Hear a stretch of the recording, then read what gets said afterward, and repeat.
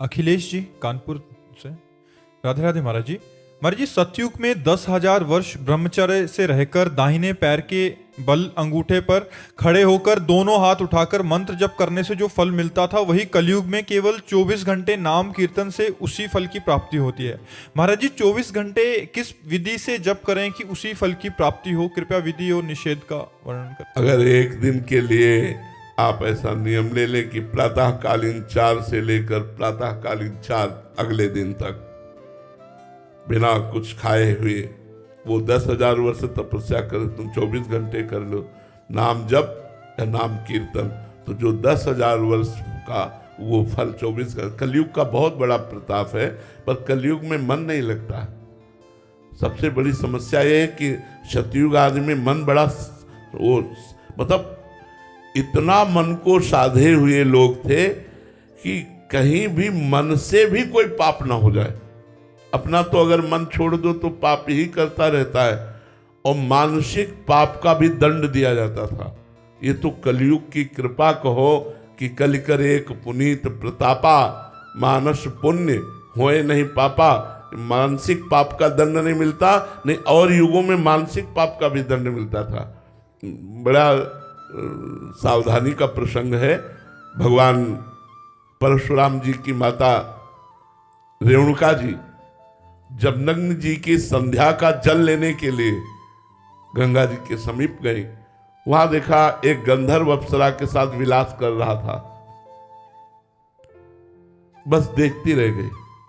इतने में विलंब हो गया तो देखा संध्या का समय तो निकल गया, अब क्या करें। गई और सर झुका करके जल अर्पित किया। महर्षि जमदग्नि जी ने कहा विलंब का कारण, उन्होंने स्पष्ट कहा, मिथ्या भाषण नहीं किया। उन्होंने कहा गंधर्व अप्सरा के साथ केली कर रहा था, उसको देखने में हमारी रुचि हुई, इसलिए अपराध।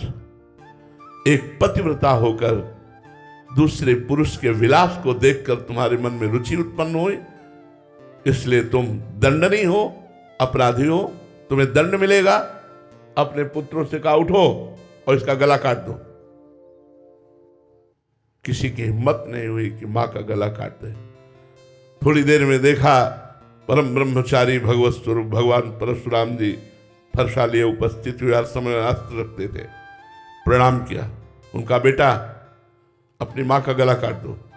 प्रश्न नहीं किया, तुरंत काट दिया।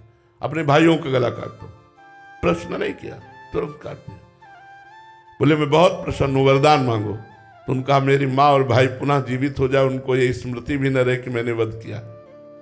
सोचो, केवल गंधर्व और अप्सरा की केली को देखने का दंड दिया कि गला कटवा दिया। आज यहाँ क्या हालत है। भारत है ये धर्म भूमि है, ये ऋषियों की भूमि है। तो कलयुग में मन को समाहित करना बड़ा कठिन है। 24 घंटे मन को एक मंत्र में लगाना, एक नाम में लगाना। हम तो कहते हैं प्रयास करके देखो, बहुत अच्छी बात है। 24 घंटे न सही 10 घंटे तो लगेगा, आप लगा के देखो। प्रातःकालीन 4 बजे से अनुष्ठान लो। एक दिन भोजन नहीं पाएगा, जल नहीं पिएगा तो कोई मरेगा नहीं। 24 घंटे आज प्रातःकालीन 4 बजे से कल प्रातःकालीन 4 बजे तक मंत्रानुष्ठान। लघु शंका कराए, आचमन किया, पवित्र होकर फिर बैठ गए और जब करके देखो, आतंक मचा देगा। मन बड़ा बदमाश है, बड़ा बदमाश है।